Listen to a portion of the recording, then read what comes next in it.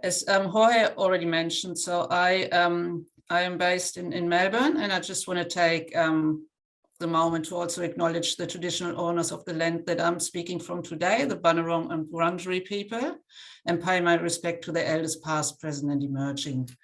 So the presentation tonight, unfortunately, my co-speaker, Zabi Mazuri, who's our community engagement lead in the Afghan Community Response Project, is unwell and is unable to attend tonight. So I will be presenting on my own. So and the presentation will look at, I guess, the work that we have undertaken in the last since August, since the takeover of the Taliban with the Afghan community in Melbourne, and how we have approached our response. I just want to begin by talking about Foundation House. For those that are not familiar with our service, as Hoya mentioned, we are a sister agency of STARTS. And our vision is to for a world without torture, and where communities are embraced with respect, embrace and empower people from refugee backgrounds to thrive. And I just wanted to briefly draw your attention to our integrated trauma recovery service model. So this is the service model that underpins all our work at Foundation House. So we focus all our work around the recovery goals that are center of our work. And these recovery goals, you can see in the center of this triangle. So for our clients, we aim to work towards a sense of safety and control, a sense of connections and belonging, to reestablish some sort of meaning, identity, and a sense of justice for our clients, and also for dignity and value. Because obviously the work with torture and trauma survivors is very complex, and due to their experiences, the recovery goals have to be really broad to aid, people in their settlement in Australia, and also in their, thriving in their new lives that they experience here. So by doing that, our work really focuses on three key areas at Foundation House. So at the center is the delivery of services to survivors of torture and other traumatic events. We also do a lot of work with communities and with service systems, and we really try to focus on improving the capacity of those service systems and the communities to establishing long-lasting change and long-lasting support for our clients and their communities they come from. And then we also do a lot of work in advocating for improving of policies and programs. So at Foundation House, our services really rest on 5 pillars. So we've got the direct service work, which offers specialist counseling, individual and family support, group programs, and also complementary therapies, which includes natural therapies and others, massage therapies and others. Then we also focus on community capacity building. So we host a number of community advisory groups. We work a lot with community around engaging communities and establishing networks with communities of survivors. And where possible, we also try to work in partnership with community groups. And that's a big focus of our Afghan Community Response Project. We have a strong focus on working with education and early years, acknowledging that education is a crucial part of the life of our clients and any refugee community, as it's often like the first point of contact with the Australian community and a focal point for families as they settle in Australia. So we offer school support, professional learning for education staff, and we also have a number of resources on our website that education staff can access. We also have a practice development and learning team that runs a training calendar through the year with different topics, and also offers tailored training to different services. And then finally, as I already mentioned, we've got a big focus on advocacy and research. So we undertake a lot of submissions, we engage policymakers, and we do a lot of research projects in partnership with universities. So that's just to sort of, for those people who are not familiar with our foundation house services. I will now turn to speaking more specifically of the Afghan Community Response Project and how we approached, I guess, the work with a large number of newly arrived clients that came to Australia in the aftermath of the Taliban takeover, but also to work with the existing community in Melbourne that was equally impacted by what was occurring.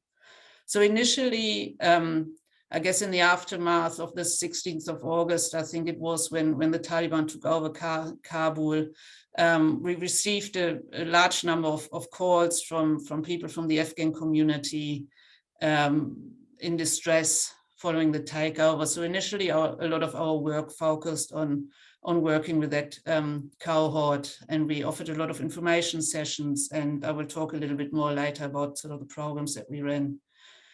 And then when probably around late August, early September, the first evacuees started arriving in Australia, we started to set up programs to support the new arrivals. And I think, Hoya, in the introduction, you mentioned over 2,000 people that arrived as evacuees in Melbourne. This number has steadily grown over the last couple of months as evacuees are still arriving. And there's an estimate that there's probably closer to 3,000 people in Victoria now that were evacuated from Afghanistan.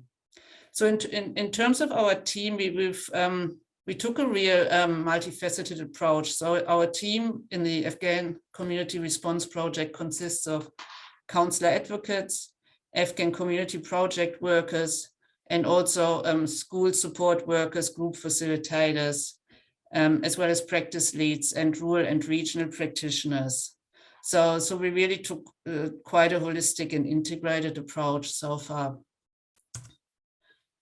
So in terms of the design of our response, we've, I guess, similar to our trauma recovery model, we've really taken a three-pronged approach to our work with the Afghan community. So as I mentioned, we've got a number of counsel advocates who provide psychological interventions at the individual level, but also at family level, and also in form of groups. So for example, when we, in the early days after the crisis unfolded, we started running a lot of information sessions for the Afghan community to help them, have a place where they can get information that they could trust. We spoke a lot to other service providers like legal, we, from DFED, just so there was a central point where people could gather some information, where they could ask questions, and where they, I guess, also could find out where they could get more help to get family members out, and to also get support for themselves. So in those group responses, we always had a focus on not only providing information, but also providing psychoeducation. And I talk a little bit more about that a bit later on. Then the second pillar of our work within Community Response Project was to focus on community engagement and really building partnerships with the community organizations. And that was possible because we were able to engage a large number of what we call Afghan community project workers. So they are workers from the community that are now working with us and in close partnership with the counsellor advocates. And their focus is on not only working with individual clients, but also provide a focus on engaging the community. They attend a lot of, recently we had a lot of welcome events, like since I guess the restrictions have eased, the councils here have been able to run welcome events for the Afghan new arrivals. And so we have really made sure that we attend a lot of these events, engage clients or community members in conversations about what we offer around mental health, but also around other help that is needed. And then the third approach we have taken is the sector engagement and capacity building. So again, initially after the crisis, what we did, we offered a lot of training and webinar opportunities for in particular school staff and schools that were approaching us as families came to them in distress. We also did some work with the quarantine staff as evacuees were arriving around trauma-informed, I guess, engagement of the clients. So in our approach, we had to be quite creative because obviously at that time we still had lockdowns in Melbourne, and had to be quite creative about how we engage the clients. So face-to-face was only possible in a very limited capacity, but we ran a lot of groups over Zoom. We had WhatsApp groups. We developed videos that were sent out that gave information about Foundation House and information about how to access our service, that provided a little bit of welcome for the newly arrived clients. And as restrictions have eased across Melbourne, we've been able to really go out into the community settings, into the AIMS hub. AIMS is the settlement provider in Victoria, and into language schools to meet the clients where they are at.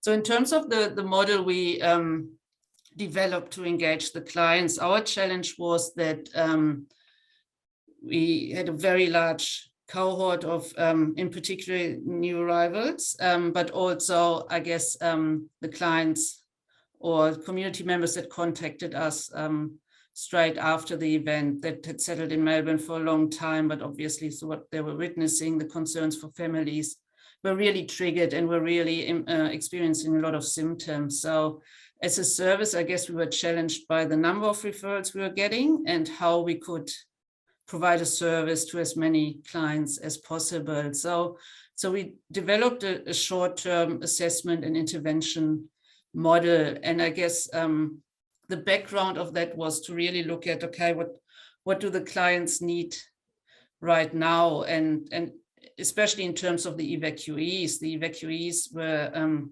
coming, and they were in really early stages of settlement. So I guess they weren't at a point where they can really focus on processing their experiences or their trauma, but it was really more around providing, I guess, sort of some initial psychological first aid to make sure we provide information and access points to support, and a lot of psychoeducation. So in terms of how we went about it, when we received referrals for clients, the initial engagement was done through one of our community project workers, so to contact clients that were referred to us and were on a wait list, and we were able to reach most clients within a week or two. So and the beauty of that was that you had someone from the community who spoke their language, and they were able to provide some general information about Foundation House, because often, even though clients were referred to us, they didn't really have a clear understanding of why they were referred or who we were and how we could support. And our community project workers were also able, while the clients were waiting to be seen by a counselor, to connect clients who are isolated with the community or with other programs and therapeutic groups. And they were also able to respond to some of the immediate settlement needs and make necessary referrals. So after this initial engagement, the counselor advocate would come in and conduct a psychosocial assessment and also a risk assessment if needed. And from there would do case planning and setting goals with the clients. And then the focus would really be around short-term interventions and I guess more short-term goals. And a very big part of that was psychoeducation, obviously, help people understand their symptoms and why they're feeling it, and also focusing on the children, because obviously we're working predominantly with families, and for parents to also be mindful of what their kids were experiencing, why they were seeing certain behaviors, and how they could support their children. So also real focus on, I guess, education, psychoeducation and symptom management, and providing coping strategies. So to really ensure that clients, I guess, in the immediate situation could improve their daily functioning and get some relief from the symptoms they were experiencing.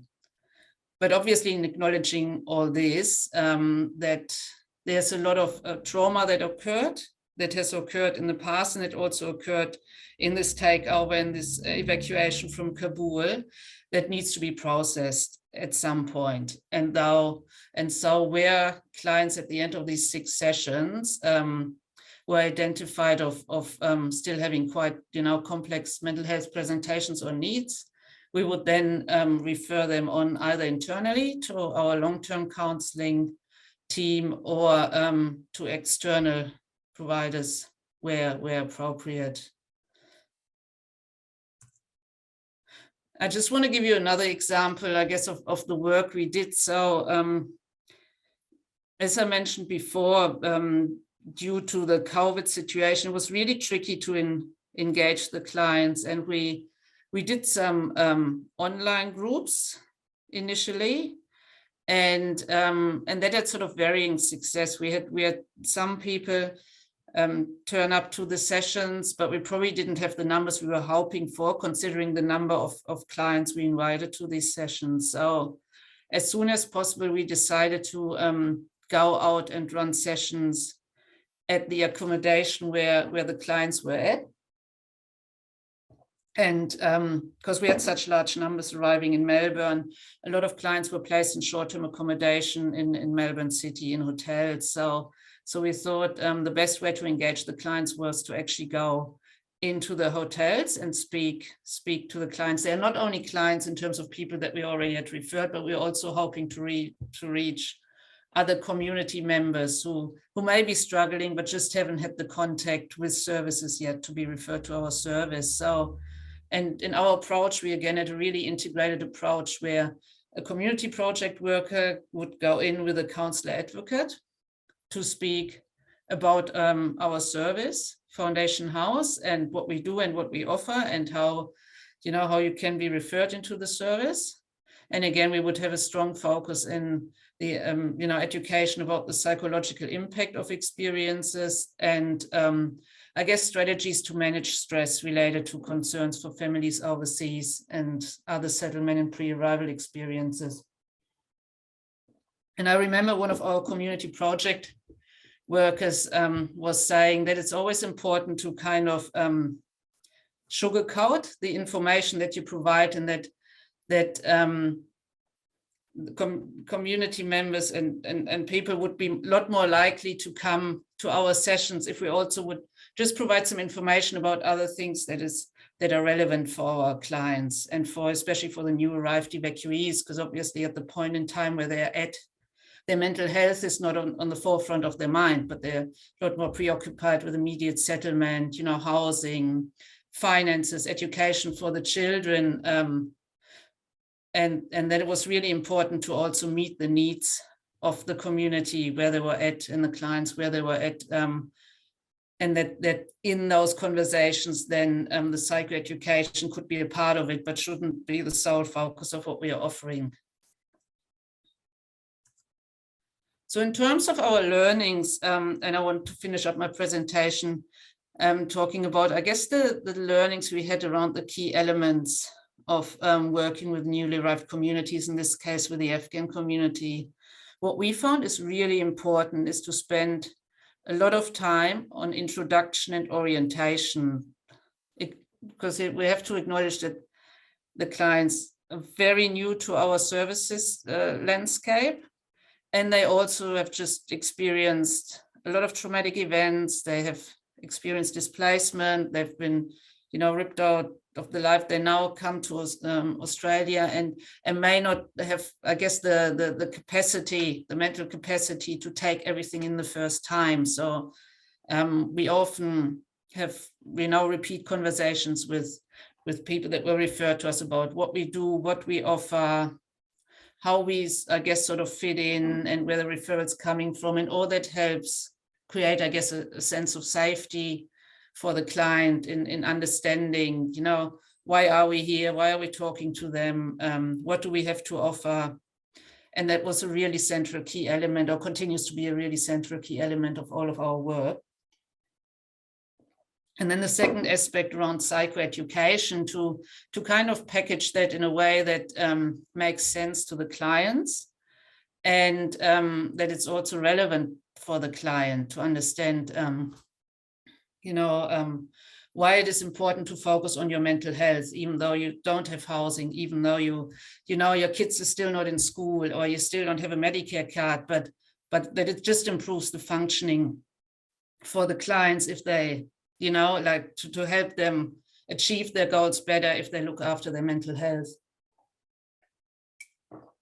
So, and in that, I guess the next point sort of weaves in with it, and I mentioned that around the sugar coating, that you have to, like, that it's really important if you want to get people involved in your service, that you respond to the needs of the community members. So our community project workers and even our counselor advocates helped a lot with settlement issues. You know, it was, well, if there was an issue around housing or an issue around, I guess, accessing Centrelink, to also, excuse me, to also focus on that in your work and respond to their needs. And in that way, you can then, I guess, develop trust, and you also meet the community members and the clients where they're at. And so very important in all our interventions and in all our groups, we also focused on providing a lot of information and a lot of linking with service providers, communities, and other organizations. One other thing we have done in a lot of our group work is because in groups it can be quite hard to monitor people's well-being and how they're actually traveling. So we've used the WHO-5, which is I guess a well-being index that's has been really well tested with refugee populations, to just monitor a bit how people are traveling, and to then also respond to people that may not be traveling so well. And I guess the other element around easy access and assertive engagement, like I mentioned before, that we went out into the into the hotels and met the people and provided easy access to our service. Excuse me. And finally, having a holistic approach. Like I said, we work with the community, we work with individual clients, and we also work with the service providers. So I want to end my presentation here. Just a final note that for any further questions about our project, you can contact our project leader and also community engagement lead, Zabi Missouri, because today is actually my last day in the project. So I'm handing it over to Zabi. But I've got the details here, and you will have the access to the presentation after. So if you want to talk more about our project, please feel free to get in touch with him. Thank you.